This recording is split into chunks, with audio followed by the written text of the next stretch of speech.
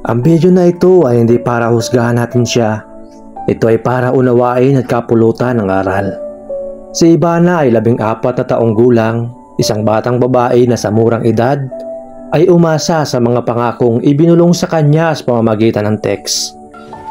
Isang lalaki na hindi niya kilala ang nagpadala ng pamasahe sa kanya sa bus para makipagkita sa kanya at pinangakuan siya ng magandang buhay. Ngunit sa halip na katuparan ng mga pangako, pananamantala ang kanyang naranasan. Sa murang edad, ang kanyang kamusmusan ay inabuso. Isang bagay na walang sino man, lalo na ang isang bata, ang dapat makaranas. Ito ang realidad na madalas ay hindi natin napag-uusapan. Ang pang-aabuso sa mga kabataan na dumaranas ng kahinaan o matinding pagnanais na makaahon sa kahirapan. Hindi ginawa ang video ito para udyukan ng panghuhusga, kundi para buksan ang ating mga mata sa katotohanan na sa likod ng bawat kwentong tulad nito ay may isang batang nangharap ngunit napahamak. Sa kwento ni Ivana, naway magising ang ating malasakit at sana sa halip na panghuhusga ay maging daan ito para sa mas marami pang kabataan na hindi na kailanman mahulog sa parehong bangin na kinahulugan ni Ivana. Yan mga kabal, bali sa ngayon pupuntaan natin dito yung isang si Ivana. Ivana na may kakaibang kwento. Isang bata na isang dalagita 14 years old na sumama sa isang matanda. At meron siyang kakaibang kwento mga kabal. Yun yung alamin natin kung gaano katotoo yung kanyang kwento. Mga bagay na hindi natin basta-basta mapapaniwalaan kung hindi natin maririnig kung totoo nga ganun yung nangyari. Ika mga kabal. Dahil humihingi rin ng tulong sila, kaya tayo pumunta rito.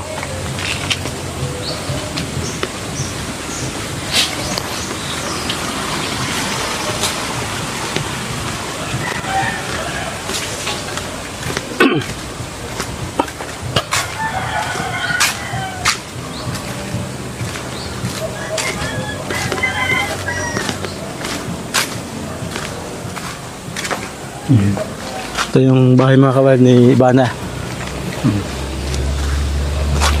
Opo. Ay. Kumusta? Okay lang naman. Ikaw si Ivana. Ayan. Kami nga pala yung mga vlogger, ano, yung kasama na pumunta dito. Opo. Ayan. Kamusta ka na? Okay lang. Okay lang. Po. Sino kasama mo ngayon? Sila mama po. Nandyan sila. Ayun. Pwede makatuloy? Sige na po. Okay lang. Kaya. Ayun. Kamusta po? Ayan. Bali, nakapunta po kami dito sa inyo. Gusto namin makakilala si Ivana, saka makita yung sitwasyon din ninyo sa ni Ivana.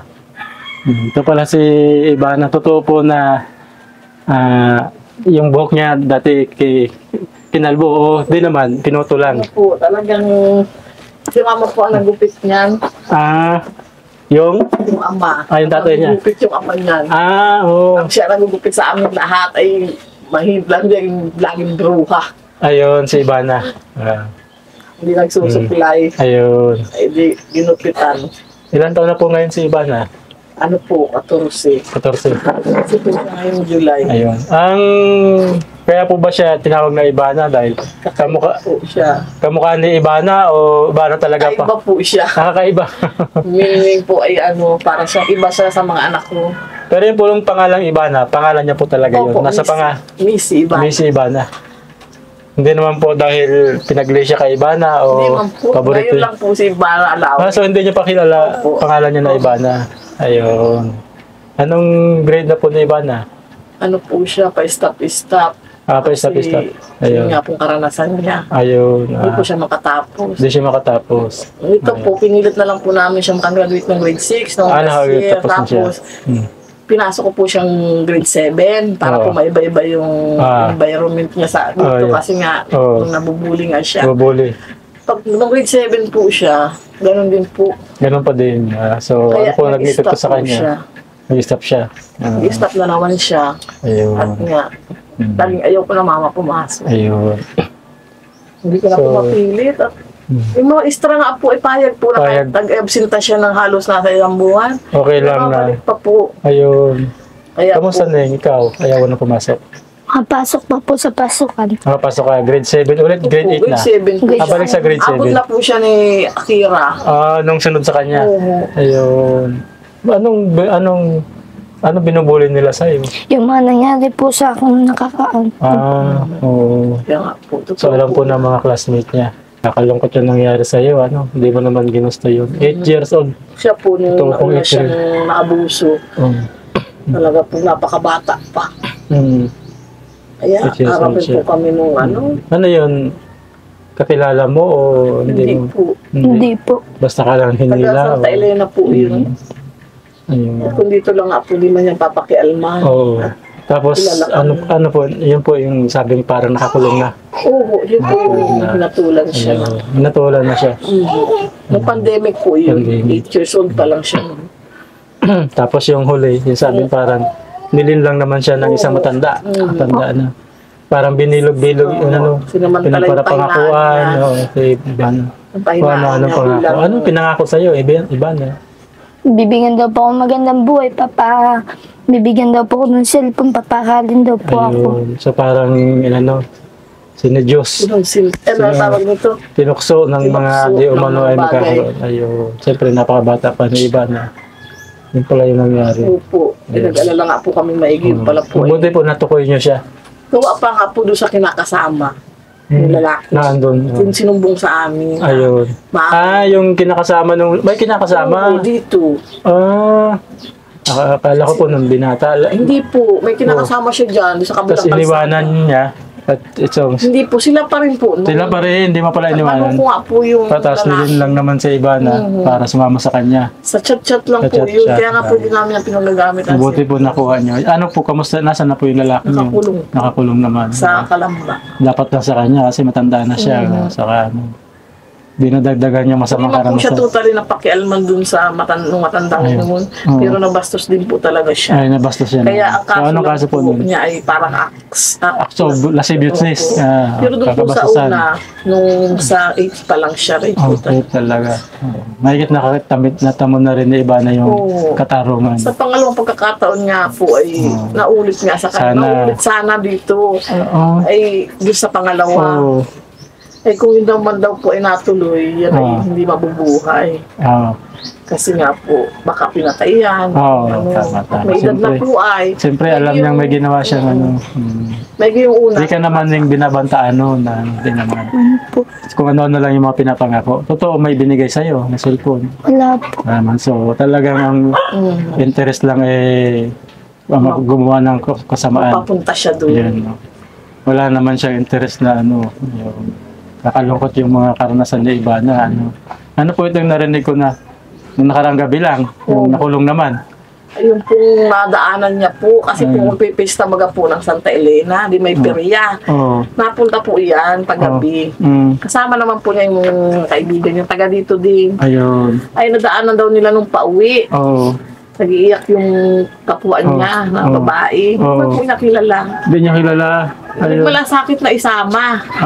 Anong naisip mo nun, Ivana, nung makita mo yung mga batang babae na Siyempre po, parang ganun din po ako na nangyari po sa akin. may ideya ka na may ganong nangyari sa kanya? Wala pa po, Wala. naglalakad pa lang po kami pa uwi, nagkwento na nga po siya na ganun-ganun daw po. Nakita mo siya umiiyak, nilapitan mo, tapos nakwento sa'yo na may gumawa sa kanya na masama.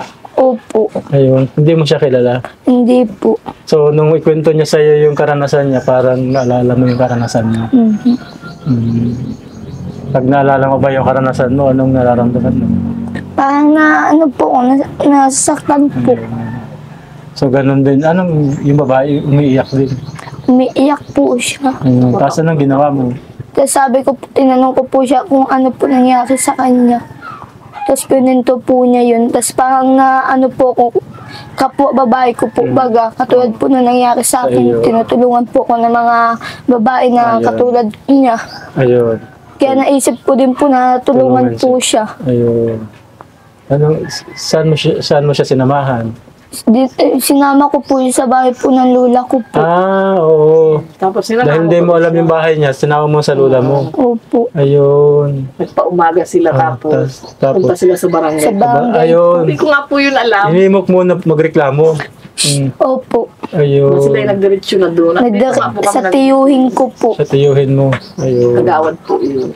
Ayun. So, nireklamo niyo sa barangay. Opo. At kamusta? Ano Tapos na? sinama po kami sa police station. Ayun. So, ikaw yung parang tumayong testigo na nakita mo talaga na siya. Yan. Opo.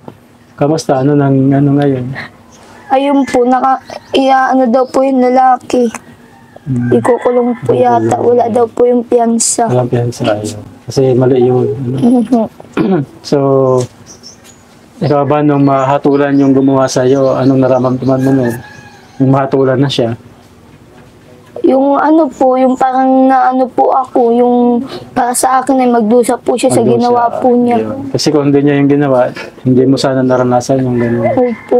Naranasan, Sira yung buhay. Masira yung buhay mo. Tapos dahil doon, maraming tao yung parang masama na ang tingin sa'yo. Opo, Yung daw minsan nakakasal po. Totoo po yun. Ang aso. Gusto mong, ang totoo, yung mga kagaya mong biktima dapat hindi na paulit-ulit na binibiktima ng mga bully kasi laging nilang nararanasan, naaalala yung gano'n. Pasailalim po ba si Ivana sa counseling? Ano po yan? Inaano ko po sana po yan sa DSWD. Kasi nga po parang nagtigas yung ulo niya nung pagkatapos. Maranasan niya yun. Sabi nga trauma daw po. Trauma po. Eh sabi naman po sa DSWD, wala daw diyang kapasilidad. Ang bayan ng Santa ano siya, Elena. Sa Cagayan daw pong may nanay at tatay pa. Obligasyon pa daw po ito. Opo, obligasyon niya po. Pero mayroon pong mga professional, hindi niyo man po yung kaya di ba? Yung professional po talaga ang gumagawa ng proper counseling. Sinabi ko na Para ma-overcome po nila yung trauma, hindi sila ma-depress, hindi sila makadama ng kawalang halaga, hindi sila makaisip ng masama sa sarili nila. Kailangan po doon ng professional. Ay, hindi po. Talagang sabi niyo. Isipin mo, 2 beses na. Saka yung ganong kabata, kailangan talaga ng counseling. Hindi man yan po nagdaan sa counseling. Pero sinasabi nila, nagka-counseling pa yan pag nagkakaproblema. Ayun. Kasi may counseling po yan, may proper counseling yan. Pero hindi naman. May ilang session po yan at tinutulungan siya. Kailangan maintindihan. Kung gusto namin. Maintindihan yung pagbabago ng behavior niya at matulungan kung paano may babalik yung dati niyang confidence sa sarili, yung tiwala. Kasi sabi po nung mga kapitbahay ko, ipatingin ko nga daw po yan. Yung sabi niyo po, parang mula nung mangyari na iba po yung galit ni Ivana. Ibang behavior niya po. Iba yung behavior. Talagang naging mainitin yung ulo niya. Ay, ultimo kahit unan lang po mahawakan ng mga kapatid niya, nagagalit siya. Di ka naman iba na parang galit pag nakakita ng stranger na lalaki, yung mga di mo kilala. Hindi naman.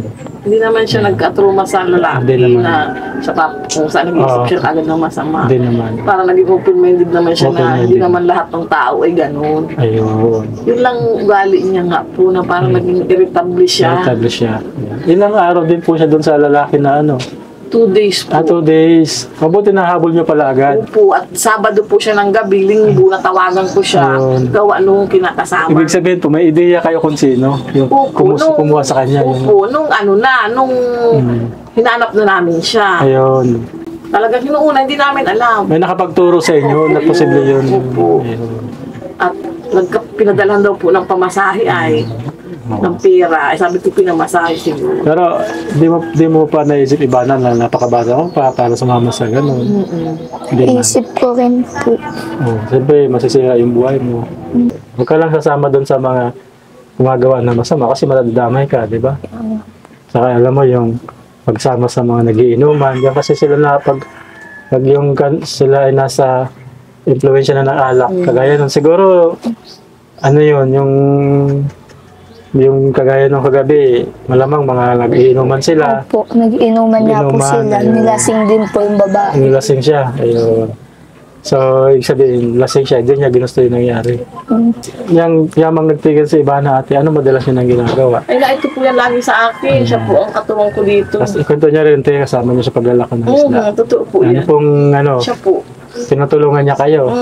Lagi Siya- man po. Ayun. Siya po ay, pag ako pang nalako, siya ang bantay doon. Ayun. Pag naman siya ang mahatid ng mga Paninda, nabili. nung mga in-order. Siya ang naglalako. Ayun. Nakakapagod. Marunong ka na rin pala maglako ng isda Ning. Opo. Ibana. Ayun. Kilala mo ba yung artist ng Ibana? Si Palalawi. Hindi mo kilala? Ay, si Ivana Alawi po. Kilala mo? Hawig mo talaga. Ano, kala ko nga kanina na makita kita. Kaya ka pinawag na Ibana kasi kamukha mo si Ibana Alawi. Siguro kaya pinaiksi ni papa mo yung buhok mo kasi para wala na magkagusto sa'yo. Marami ba nagkakagusto sa'yo? Ha? Palagay ko, sabi nung ano dyan, marami daw nagkakagusto sa'yo kaya pinaiksi na lang para mukha kang lalaki para wala na magkagusto sa'yo. Ano? Ayan. Sa ngayon, ang pinakang dapat mong gawin, Ibana, ingatan mo yung sarili mo. Opo. Huwag ka basta-basta makipag-usap sa mga stranger, mga di mo kilala. Kasi kalawa, pag gabi na, magkasama na sa mga barkada kasi doon nanganganib yung buhay. Kasi pwede mapahama ka. Minsan alam mo kasi, minsan kahit mga kaibigan, kapag nawala yan sa katinoan, pati kaibigan, ginagawa nila ng masama, yun yung problema eh. Kaya minsan kahit kaibigan, hindi mo lagi sila mapagkakatiwalaan. Totoo, maganda yung maraming kaibigan. Pero siyempre, piliin mo lang. Ano saan ang pangarap mo kung makapagtapos ka? Gusto ko po maging teacher. Teacher, ayun, nakakatuwa naman. Anong grade pala siya nung nangyari yun? Yung una. Grade, napakabata pa talaga. Sa school pati po. Sa school. Pero linggo po yun. Ito lang po baga Dinala siya sa school. May daan po yan dyan, yung palaya na yan. May daan po yan sa likod ng isa. Ayun. Mayroon po dyan mga, anong tawag nito? Dalang hita. Hindi ko pala kilala yung lalaki yun. Basta ka na lang hinila doon. Kasi ang bata pa nga po. Oo, baka bata Tapos pa. nagtatrabaho po dyan. Trabador dyan sa Parang school. nag-extra. Extra. Nakita naman sa iba naglalaro doon. Na ano nga po, natsambahan na naglalaro sila doon. Siya ang nakit-akit. Marami po sana sila. Marami sila siya yung nakursunadahan. Hindi po, ganito po, di inakit ng mga manang garanghita. May kasama sana siya. Ang problema, tinawag ng nanay. Nawala Natulog ng tanghali. Kasi Isa-isa. hapon po yun ay. Naiwan si Ibana. Naiwan siya. Siya lang ang naisama. Ayun. Pero kung nagsarama yung iba, Hindi magagawa sa kanya. baka nang walang talaga ng ano. Hindi siya napag-isipan na gawa ng gano'n. Sa ano ay may mga kasama. Oo. Hindi niya matuloy yung plano niya, halimbawa. Oo, masamang tao. Madalas ayaw niya nang may makakakita sa kanya sa ginawa niya. Kaya mas nanganganib talaga yung mag-isa. Ayan, pwede ko po makita ate. Ayun. Ayan lang po, yung mismong sobre lang. Ito na lang. Ayun. So meron na uling, anong tawag po dito? Supina po. Supina para dumayo kayo sa hearing. Opo. Ang ilan na po ito? Na isang taon na po ngayon. Isang taon na kayo nag-hearing. Balik-balik. Balik hanggat di siya nahatulan, balik-balik po kayo. At least sinisikap niyo magkaroon siya ng katarungan. Ano po? Magkanong isang lugar pa? Kalamba po. Kalamalayo pa. Ang nangyari Doon pala nangyari. So doon siya kinasuhan. doon po at doon daw po nangyari. Ayun. Ay, So- tuwing hearing po, sunod-sunod po 3 buwan. Oo. Bawa po, nakalagay dito ay Magkano po ang ginagastos niyo?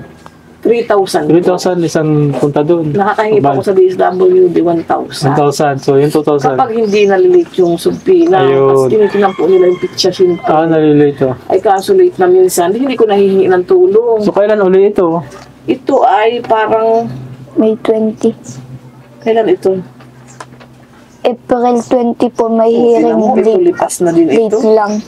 Kaya paano ko naman Oo. sir makahingi ng tulong? April 29 na ngayon. No? Late naman ang subpina. Ayun. O, paano ko pa ito lalapit sa DSWD? Ayun. Kaya sabi ko nga, as magsusulat, bakit naman po yan late? Oo. Lugar mailalapit ko baga sa... So, ibig sabihin po, pati itong pag-attend nyo sa kaso, ano nyo, kumbaga, nagiging pabigat din sa inyo kasi yung pinansyal. Pamasahe po talaga. Kamusta po yung abogado? Yung Sa abogado naman po libre. Libre, At yun. kami po ang ano, yung gastos nila papunta yung doon. transportation lang po Transportation. talaga. Ilang hearing pa daw po para Eh, hanggang Para daw ma- din po yun na ano, nababasahan. hindi hanggat din nababasahan. So, Yung hatol baga po. umamin naman siguro po. Hindi pa nga po. Hindi umaamin. Kaya po nahaba pa. Ayun. Naamin na nga sa mababang kaso. Oo. Tarito yung kasama namin may nanginingil daw. Opo, siya po. Wala daw kayo na ibayad. Opo. Nagastos po pala yung umuutang po kayo dahil yung inaasikaso Opo. yung mga Ano kaso. po, nakahiram ako doon sa kumari ko ng pamasahe. Oo. Gagawin ko naman, sabi niya, sali ka doon sa utangan namin para makabayad ka sa akin. Pahiramin kita, basta sumali ka lang. Ganun po ang nangyayari. Kaya yung mahihiram ko doon sa ganun, babayad ko lang sa kanila. Tapos mayroon na naman susunod na hearing, mangungutang na naman ako. Nabaan ko talaga din ako. Kaya, mas nahirapan po kayo sa pinansyal dahil kaya pala. Naawa din naman sa akin, kaya So, pasunod. namin makatulong sa inyo para at least meron kayong puhunan sa pagtitinda nyo. So po, bali ano po ito ate? Bali 5,000 po yan ate para maging puhunan nyo sa kung ano yung pwede nyo maging business, mga isda, at least maging puhunan nyo po sa isda. Ay, malaking bagay po yan sa amin. At ito naman po ay sabi nga niya, pag ako'y magtitinda daw siya ng mga mani, ano ko sa mga kalaro niya. Ayun. Anong yung mga... Gusto mong tinda-tinda na eh. Candy po. Candy. Parang bunutan po. Yan, pwede yun. Huwag ka lang masyado maglayo. Ano? Oo. Yung kalaro niya dyan. Sabi, ay, ako po ay unang-una nagpapasalamat sa Diyos. At para kayong, tapos ano po ay naging ano kayo. Tapos ano ay naging ano kayo na maghatid sa amin ng tulong. Naging daan po kayo. Ay ako po talaga sa totoo lang ay kami ay kapos na kapos talaga po. Opo. Lalo pa po nung nakulong ay po yung asawa ko. Kayo po nagtaguyod sa mga anak talaga mo. po. Talaga pong halos ang pagtitiis po Tapos namin. ngayon, wala siyang trabaho. Tapos ngayon, parang bumabangon pa lang po kami talaga parang pagka ano po baga, pipilit ka, may dadating na namang parang ano. Ay di, pag ako po pinanghihinaan ng loob, nag-iyak na lang po ako sa gabi, tapos nakikiusap ako sa Diyos. Yun, tapos parang bigla po baga nagkakaroon ng dahilan. Sabi ko, parang hindi pa rin naman pala kami pinababayaan. Kaya kung ano man po itong naipagkaloob mo sa amin, paparawin po talaga namin isang malaking utang na loob. Marami pong Sana salamat. po ate, magamit niyo siya kung ano yung pwede niyo kahit maliit na puhunan. Opo. Kung Sana. makatawid baga po kami sa pang-araw-araw, makalibre kami ng kahit pangkain. Siyempre po, hindi na siyang hirap po sa kulungan. Hindi niyo po naisip na lumapit kay Rapitol po para mas Ay, yun nga po, sabi nga nila, pwede naman po, ang problema po yung malayo kami. malayo. Una-una, wala kaming pamasahe. Marami nakita ko, maraming lumalapit kay Rapitol po, lalo mga minor. Opo. Na biktima ng mga ganun. Tapos hindi pa umaamin. Mhm. Pwede niyo po irapit kay Rapitol po. Isa naman po sa mawala ng visa yung kaso. Ang akin lang naman po sana yung matulungan kami sa pamasahe. Pamasahe. Kahit huwag na po sa kung anong bagay. Ayun, pamasahe balik-balik. Oo, yun So lang tingin niyo po naman. mga ilang balik pa? Ay, sabi man nung sino nga ito, nung parang yung doon, parang sekretarya, hanggat daw hindi nababasahan, may dadating at dadating na sumpina. Kasi po meron kaming tinulungan din. Tatay naman yun. Tatay siya, ginawa niya ng masama yung anak niya. Ginakulong siya. Kaso yung anak niya, nung bandang huli, may mga nagbe-brainwash sa kanya na maawa ka sa tatay mo, wag mo lang, i-atras mo na yung kaso. Pero yung nanay niya gusto. Yung bata, bandang huli, ayaw na pumunta sa hearing. Opo. At Nakailang hearing po na di pumunta yung bata. Nakalabas po. nakalabas po Nawalan talaga. po ng yung kaso. Saka isa sa pa, pag nakalabas yun, Ayun, kung kami po natatakot pa kayo. ibalikan. Lalo ganito wala At yung pamangkin nga po noon, ay binantaan nga po itong papatayin. Siya? Ilang beses po ako nung pinuntahan sa school namin. Yan, at Pamangkin lang noon? pamangkin lang. Tinakakaso. Pwede kayo pwede kayong Ay, inireklamo nga po sana namin. Ay, grade threat. ano po, nakapatay naman siya. Ano po nakakapatay na po? Pinatay niya yung apo nung magkakalakal dyan. Pamangkin noon. Di ba may magkakalakal Apo po po. kayong pinupuntahan dyan? Si Lola Virgie Sa po. Alam Virgie. Yung may howler baga po. Baka hindi po kami. Baka Kayo hindi po. Si Kuya ang yata nagsilip doon. Ay, ngayon lang siguro. Opo. Ay, Pinatay po. pinatay niya po yung pinatay po nung nagbabanta dito. Ano dahil lang Yung apo na parang sinto-sinto baga po. Sa inuman Si niya. Parakay. Nakulong siya, hindi. Nakulong po siya. Nakakulong Nakakulong. Yun yung nagbabanda sa Bakit kanya. nakulong na? Yun po, binantaan nga po ito. Nakita po sa school. Tapos, biglang dumaan po yun. Taga rito rin po yun. Ay, taga dyan po. Bigla po dumaan. Yung nagsumbong na nga ito sa amin. Di nakilala ni Agum po. Hinabol ni Agum hanggang dyan sa may kanal. Ito to sabi niya. Anong sinasumbong sa akin, Ibana na Oo, pinabantaan mo ang buhay ng anak ko? Oo. Eh di ginalitan siyempre ni Agong po. Oh. Ayusin mo ha, pag may nangyari sa anak ko. Mga ilang taon na po yun. Binata ano? Parang Siguro kaedad mga ni Kuya. 20, 19 Oh. ganyan. Sabi ng asawa ko, ay ayusin mo pag may nangyari sa anak ko. Oo. Ay uubusin ko. Sabi nung Oh. kasi siyempre galit po. Kung ano sinabi, sabi niya, alam mo may kasalanan yung tiyuhin mo. Oo. Tapos yung anak ko pa ang aanuhin mo. Baka gusto mo rin makulong. Yeah. At pag pinaktan pa ako yung anak ko, Yeah. ikaw kamo. Nilagnat po yung talaga ng Trauma po yung tawag trauma doon. po. Tumakbo yan sa akin. Talagang malug siya. Papatayin daw mama ako ni mama papatayin daw po ako ni ganyan. Ano pangalan ka nun? Kabulit So ako. ngayon, nakakulong na yun. Opo. Ilang buwan lang matapos nabantaan yung pangyayari. Matagal na po. Tagal. Ay, ang nangyari nga po, yung sinto-sinto po, pinatuwaan na ng parang barkada. Yun na nga po kasama. Ay di, pinatay po siya sa resort. Parang, ang nakakatakot nga po, ay nakakalat lang sila. Oo. Sa mga pamangkin. Pali talaga.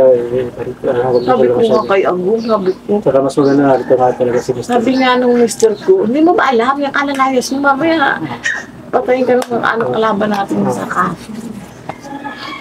Kasi pag wala na siya, di wala na. May kaso. Ano nga, Nawawala kaya yun ng ang visa. pinagagalit niya ang asawa ko sa paglalayas pati niya. Bukod sa napapahamak siya, baka nga siya pagbalingan, iutos baga, ano po.